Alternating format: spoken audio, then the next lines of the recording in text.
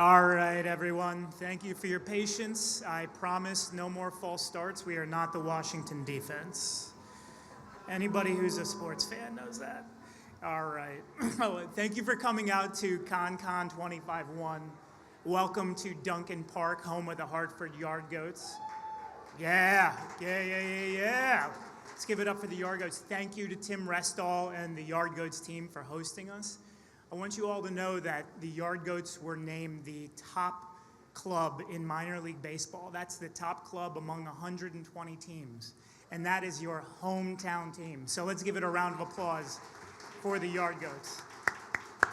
And really, actually, you know what? Let's give a round of applause to ourselves. We don't appreciate all the work we do, so let's pause for a second and let's clap it up for one another.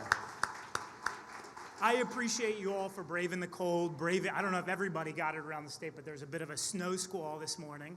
I thought that was going to prevent people from coming out, but it looks like we got a pretty darn good turnout today, so that's fantastic. You know, a lot has changed since the last time we were here together. It was about a year ago, we were over at the Bushnell, and we were talking about new tourism campaigns, new ways of marketing. I'm going to focus much less today on the past. We're going to focus more on what we're doing going forward. And that really just starts off with a key learning. In fact, this is the best piece of advice that I ever got in my career. Anybody remember this movie, Apollo 13? Anyone? This is a fantastic movie, but it was a fantastic piece of advice that I got. It's from one of my first mentors in the communications and marketing industry.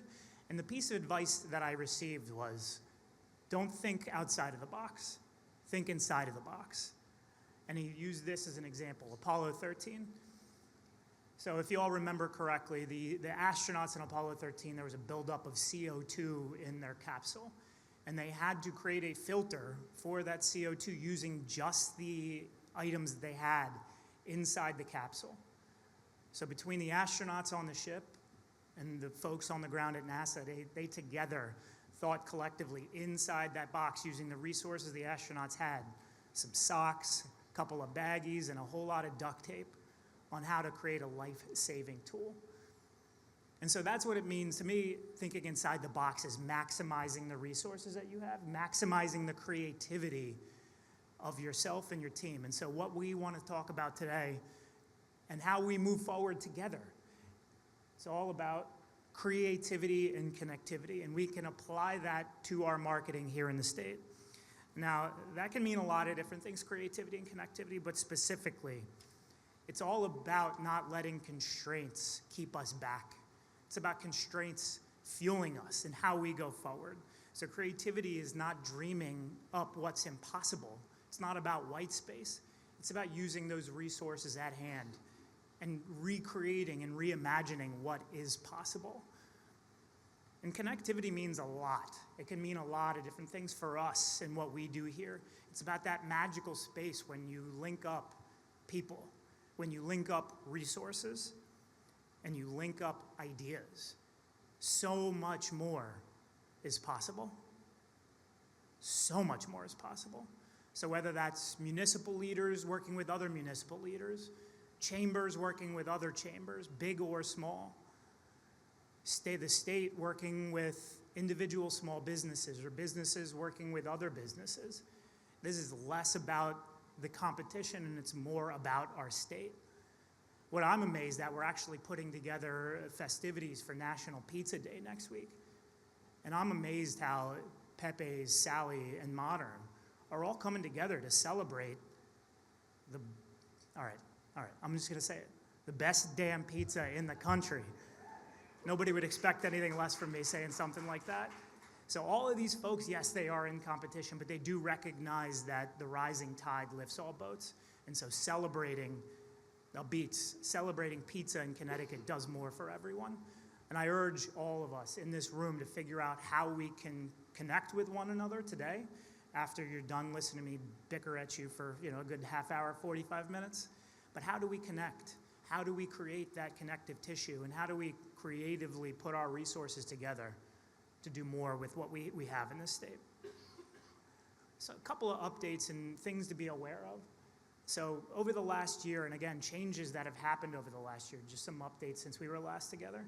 So the Office of Statewide Marketing and Tourism is a relatively new invention. Before it was just the Office of Tourism and the Office of Marketing and Branding. No more are they two different offices. They are one office. And the team that we have is fantastic. You have Rachel Lender as your Director of Tourism. You have Ellen Wolf as our Brand Director. Yeah, let's give everybody a round of applause. That's good. That's good. Thank you. Ellen Wolf is our Brand Director. So if you think of my message when you always are hearing me say, live, work, play, live, work, play, live, work, play. Rachel sees that play piece. Ellen sees that live, work piece. And we are blending those lines together more than ever before. So you cannot pull them apart. They are inextricable at this point. We also have our creative director, Morgan Nyrick, and so her touch is all over everything you see. And we also have a new addition to the team, Kathy D'Amato. Kathy is our Director of Industry Engagement. So I want to introduce you to Kathy. Kathy, raise your hand. Where are you at? Kathy hates me right now for doing this? Yes. Kathy's a huge addition to the team. And she is far and away one of the friendliest people, but don't put her in front of a camera, and otherwise she will hate you forever. So not only did we form the Office of Statewide Marketing, but we have our cohesive and comprehensive live, work, play strategy. And let me explain to you one more time what that means. I introduced this at ConnCon last year, but there are more and more reasons why this works, and I'll explain that more. So, holy cow, we got Chompers here with us. All right, Chompers, it's not a trip to the Yard Goats Stadium in Dunkin Park without a mascot, so we'll celebrate that shortly. But what live, work, play means is that tourism really is the tip of the spear in how we market Connecticut and how we continue to fuel the economic and population growth that we've experienced over the last 4 to 5 years. So when we market the state as a great place to visit, we get people into the state which could potentially be their first time here. And when they come to Connecticut, they realize there's so much to do and that there is an incredible quality of life, so they consider moving here. And when we have population growth and people moving here, businesses pop up here. They want to grow here because there is that resource. It is that workforce that we are so well known for. And if you have businesses here and workers here and people visiting, then there's investment here. So it's not just live, work, play. It's live, work, play, and invest. And it's a virtuous cycle that starts and stops with travel. And so that's why this cohesive strategy works. And in fact, there are some evidence to back that and why we are going to continue this. I'm not saying that this is the cause of population growth, but it certainly helps. So over the last 4 years, we have seen our population grow in Connecticut. And it's not that it's even growing. We're exceeding the national average. We're exceeding our regional neighbors, and we're exceeding the aggregate of New England, which is a big deal. That is something to crow about. But we also have a bigger economic impact in this state with $18.5 billion for tourism than the self-proclaimed vacation land itself. So Maine did a little bit in catching up to us, but I'm confident that we are going to stay ahead of the pack as we get numbers for 2024. We'll be seeing those numbers later in the year. But I want to make sure that you all know that investments in marketing our state are critical. And they're not just critical because they're bringing in more cash to the coffers of the state, but they're bringing in more to our businesses and municipalities. So a study done by Tourism Economics and Longwoods, an average of 200 different destination marketing organizations around the country. So whether it's municipalities, regions, or states themselves, they're showing that there's an average of an 8-to-1 return on investment for every dollar you spend on marketing. So we haven't done this study, this Longwood study, since 2012, and that number was 3-to-1 then. The study will be conducted and completed this spring, hoping to see numbers by April, hopefully, knock on wood, no later than May. But we're estimating that those numbers are going to be in the $6 to $7 to 1 range. So that's double where we were. That's pretty darn good. And that's definitely a reason to be continuing to invest in marketing of the state. Now, a few other proof points to show that the work that is being done and how we collaborate together and think creatively and connect on an authentic level, not just with one another, but with our audiences, can yield incredible results. Is this number, 15.4 billion national media impressions. It's billion with a B, that's not million. That means 15.4 billion different eyeballs have been seen. 15.4 billion times our messages have been seen. That's correct. I'm going to get a demerit from our partner Michelle Bonner on how I explain that later. And by the way, Michelle is really the mastermind behind this success, so let's give her a round of applause. But that number, that 15.4 billion, is up from 4.2 billion the previous year. That's almost a 300% jump. And 4.2 billion was previously an all-time high for the state. So we are doing things differently than we ever have before, standing out and standing tall and connecting with people and driving conversation, whether that's putting highway signs on the border that declare Connecticut the pizza capital, the foodie capital, the submarine capital, or the basketball capital, or just giving people what they love, a holiday experience, Christmas, and a little bit of Hallmark, two things that they love, and putting them together. And we're going to continue doing experiences like that over the course of the next year. More to come there. I do want you guys to know that as we talk about investing in tourism, it is not just about hospitality and the industry there. Every 10% growth of that industry does fuel 2.5% growth in other industries, and this is coming from tourism economics. It's the same source who studies the impact of tourism and visitation around the country for a majority of states. So this is not just some number somebody pulled from the depths of the internet. This is well-researched content and studies that we can all reference and recognize in the value of what we're talking about today. And last but not least, the final message I want to leave you with today before we invite our panel up to close out our discussion this afternoon, you all can connect. I want everybody to know that you are in the tourism game. Everybody here in this room has something at stake. That map, I'm showing you that map not because it's beautiful, which it is, by the way. I'm showing you that map because every single town in this state has something to be proud of and something that is travel related. And whether it's travelers from Nebraska or Chicago or travelers from the next town over coming over, you have skin in the game. You have stake in this. So I think everybody should be recognizing that they are in the travel industry and what we're talking about today has an impact on you. So please make sure you take this back and share that with your state reps, share that with your mayors and first selectmen and town councils, because we all need to be knowing that we have a financial stake in this. So before we bring up our panel, I do want to let you all know that as we connect today and figure out how we can create creative solutions for how we market the state and bring more people together and bring more people into the state, whether it's from Massachusetts or New York or as far away as other countries, that we're going to do this together and we are going to make an impact. And I believe deeply in the team that we have here, and I believe deeply in each of you. As long as we are marching to the beat of the same drum, we are going to be in much better shape than we ever have before. So as you go out and connect with others and you network after we're done talking, I do want you guys to know that our team, you have Rachel, Morgan, Ellen, and Kathy, they are going to be out and about. Make sure you stop and say hello and introduce yourself. And make sure you're connecting with our audience, our team, because we do care deeply and we want to make sure that we're accessible to you all.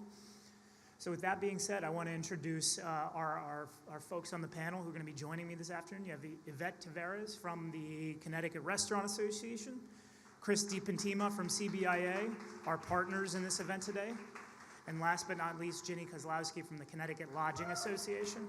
Come on up, my friends. Let's do this.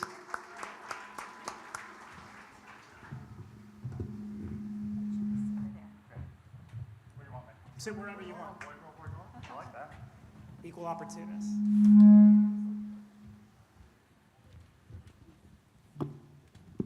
Guys, bear with me one second. I'm going to move this podium.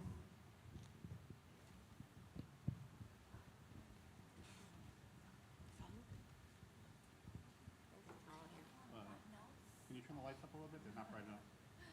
Wow, you want everybody to see your smiling face? I'd like to get a tan one. You could have done that in Palm Springs, no? All right, my friends, I'm going to start off with the nice and easy question. What's the best advice you ever received? I told you all a little bit about my story with thinking inside the box. What's yours? Any volunteers? Or you want me to just call random?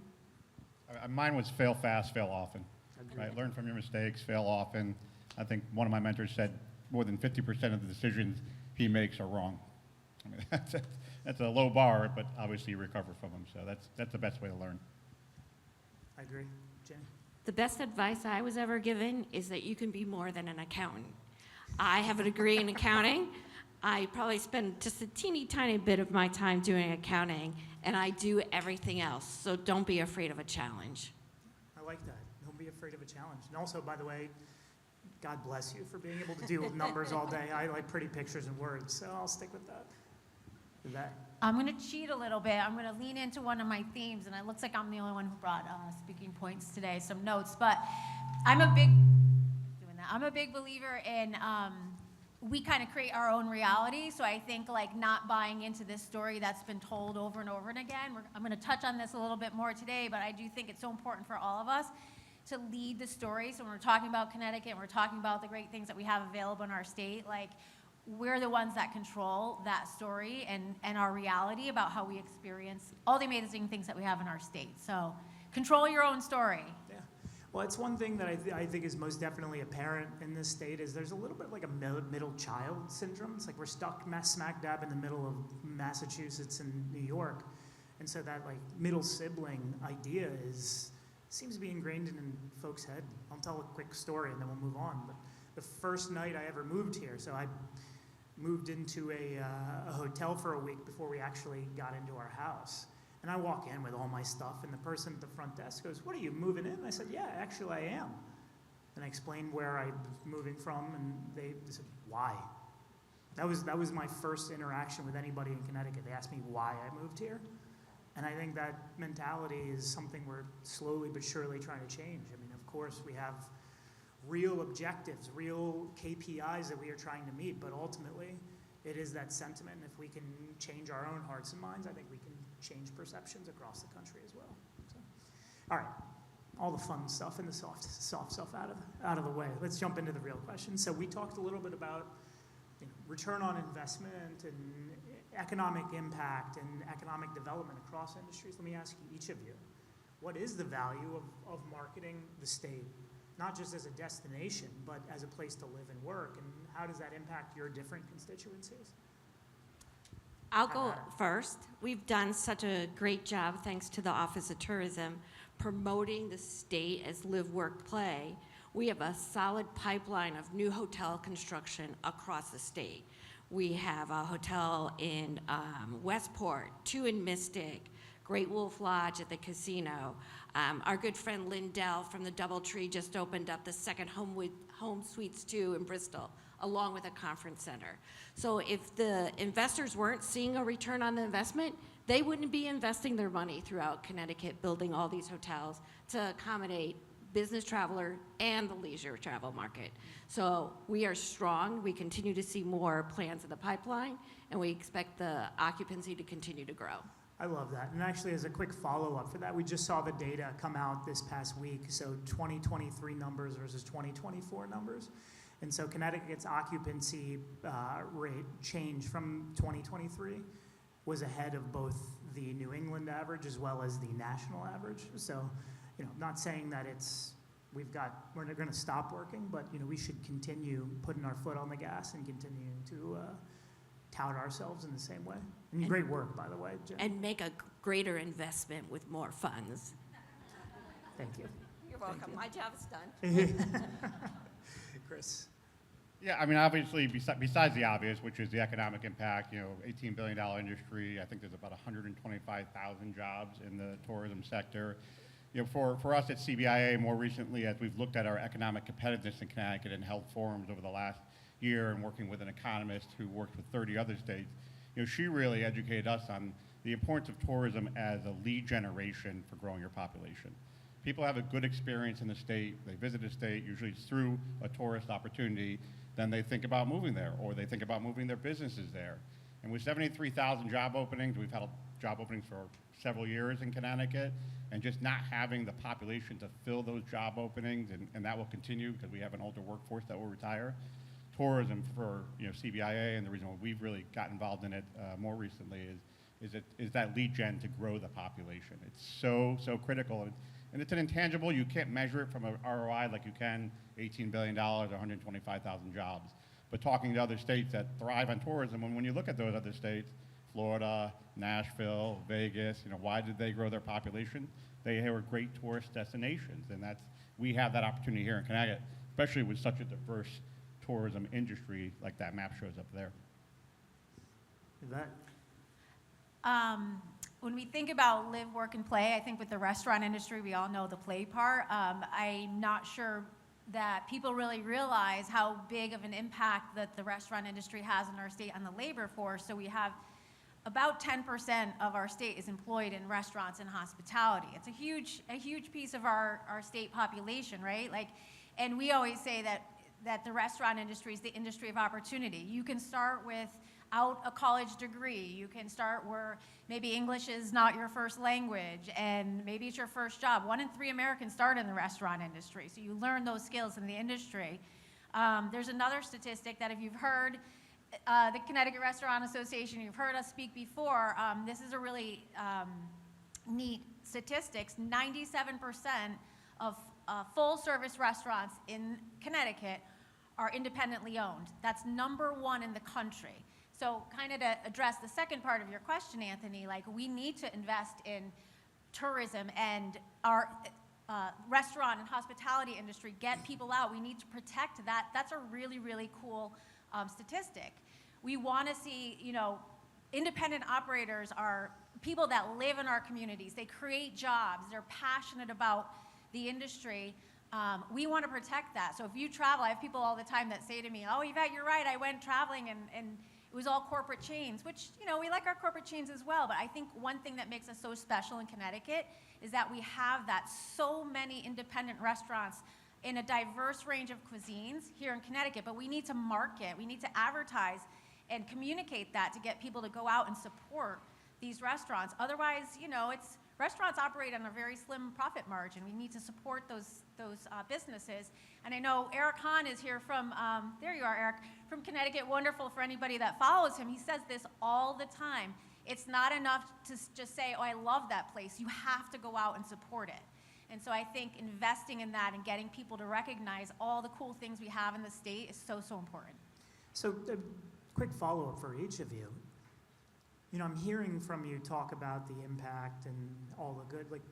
What is the tangible difference for whether it's hotels, restaurants, greater industries across the board? What is the difference that marketing and tourism makes for them? So the difference is because the way our state is structured, and as we said, all of our product is in very close proximity, you can experience so much in a relative short period of time. You could be on Long Island Sound, you could be hiking in Litchfield Hills, or exploring something in downtown Hartford. So the fact that we are now telling that story that way is a new experience. So I think that's what makes it tangible for people. And because we have such a large population in Rhode Island, Massachusetts, New York, New Jersey, and that people can get here quickly, it's a win-win for us. And with the expanded flights that are now coming into Bradley and Tweed, that's a whole new market for us to tap into. Yeah, the marketing dollars too, it's awareness, right? And it's a challenge when you have that diverse of an industry, but it's a good challenge to have. And we're not wine country. You don't just go advertise bottles of wine on TV all day long. We have to market and make awareness of a very, very diverse industry. But the other thing is it's an emotional, positive energy that happens. New York sucks, but I love New York. You get energy behind that, right? It changes perception, like you talked about, and rightfully so. It shows the positive things that are there. So it's more than just the tangible of dollars and growing the tourism industry. It changes passionately the experience for Connecticut residents and future residents in a very, very positive way. Yeah, and I think I'm so glad you shared that data, because I've been saying the one for three, $1 invested translates into $8 into the state tax dollars, right? So like, we know that if we invest, it's gonna come back into our local communities. Like, we need to do this. I kind of call myself the staycation queen. Like, Ginny, I get all over the state. I had back in September, my boyfriend broke up with me. And Why? What is wrong? What's I wrong know, with this guy? it's his problem. But I didn't stay home and sulk. Like, that weekend, I had just seen that the Lost Fox Inn in Litchfield had opened a couple weeks earlier. I booked 2 nights stay there. I went to the hotel. I went to the restaurant on site. I went in town the next day. I went for a hike at White Memorial. I shopped. I love to do that. And I had this feeling of like, we are so lucky to live in Connecticut. Like Ginny said, you can drive to different parts of the state and have all these different experiences. I love that. And I think, we're lucky to have that in here in Connecticut. But yeah, it's people should be also coming into the state for that. I was watching TV a couple weeks ago and I saw an ad for Texas. I'm like, what? Where's our Connecticut ad? Right? I asked the same question. Well, actually, on that note, it's a perfect segue. I don't want this gathering today to be all, pats on the back and, hey, we're doing a great job. I mean, literally, I've always want us to be improving. So what do you guys think that our office can do better? I think the big thing that has changed over the past year and a half is that you have staff. This is true. I mean, we have sounds 10 like a pretty we have low 10 bar. Yeah, we have 10 people on our staff. When I first got here, there were 4. So. Right, big change. So we need to continue to advocate for resources for the Office of Tourism or Marketing, and then continue to work with the different sectors like Chris has said, and then obviously support our uniqueness of 93% of our restaurants are individually owned.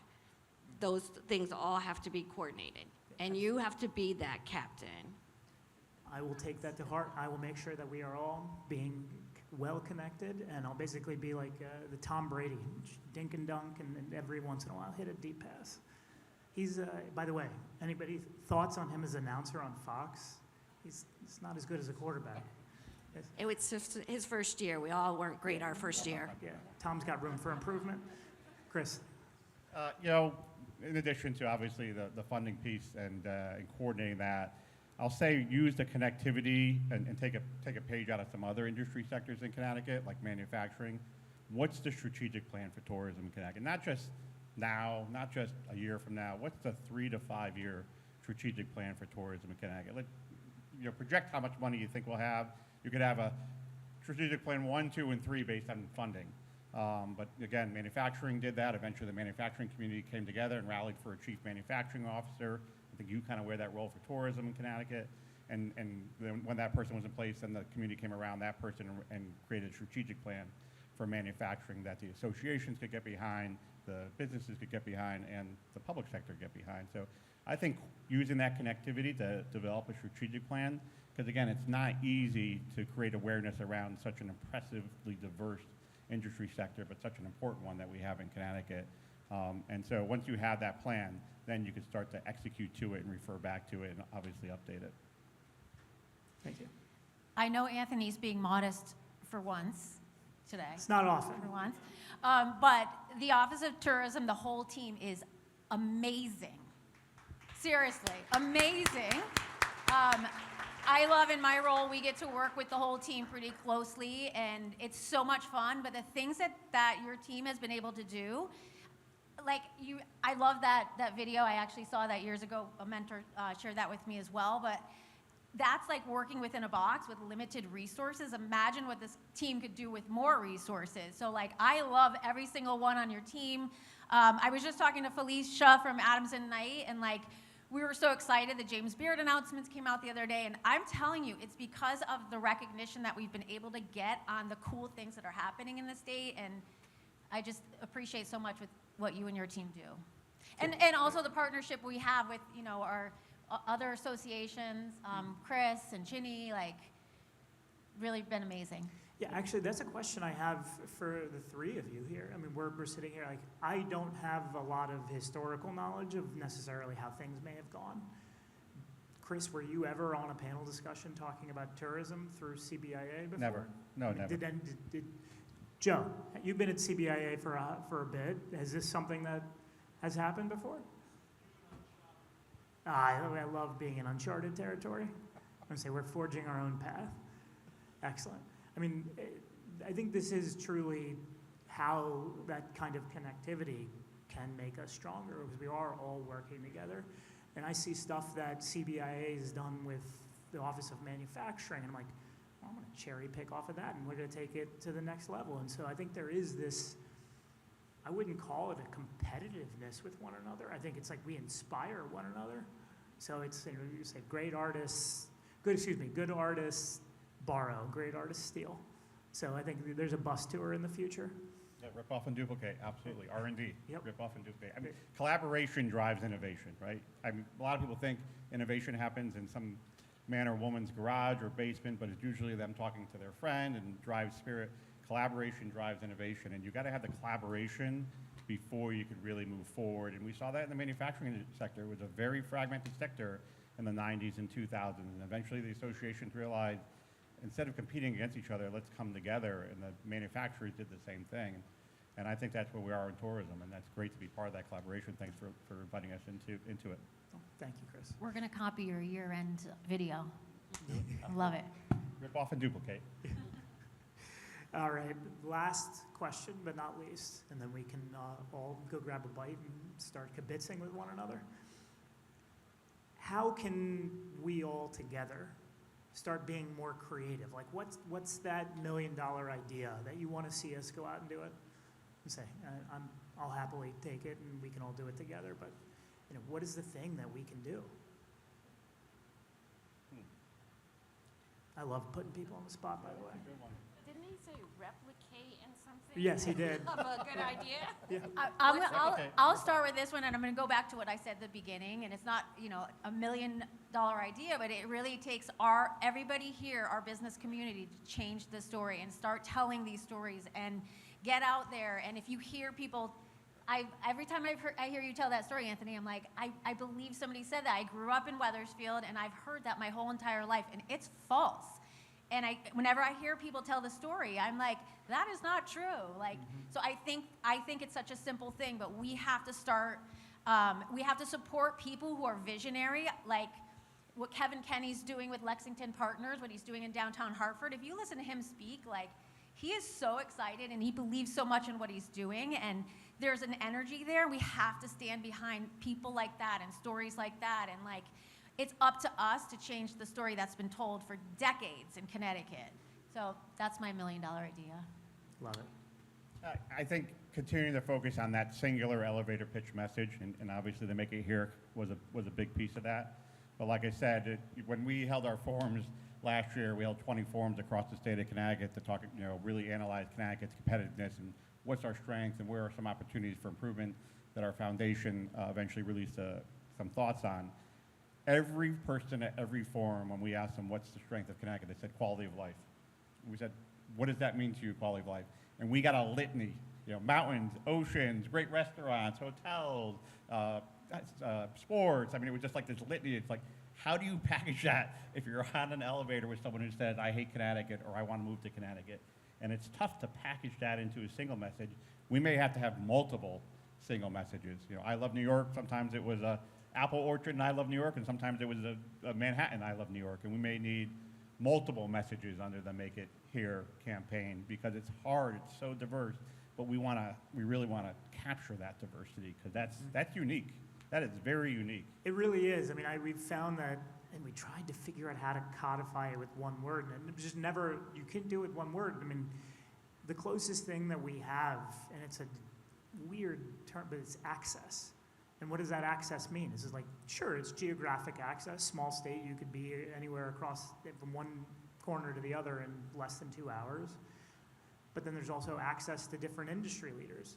And there's also we call it the one-call state. So there's access in that way. You can be on the phone with the governor or the economic development commissioner or me or anybody else who you want to talk to. So there is that access, but it's that doesn't pack a punch. That's not an I love New York type of slogan. So we do have to go out and tell that, and tell it in different ways for different audiences, which is what you're going to be seeing from us over the next year and years ahead, which is trying to tap into different audiences with that message that's in an authentic way that really connects with them. So, and I want to say thank you again to the Yard Goats, and thank you to CBIA for partnering with us on this great event. We couldn't do this without any of you, so thank you again. And I will leave you with that. Don't forget, creativity and connectivity, that's our way forward. So go out and connect with some folks and whip up some creative ideas.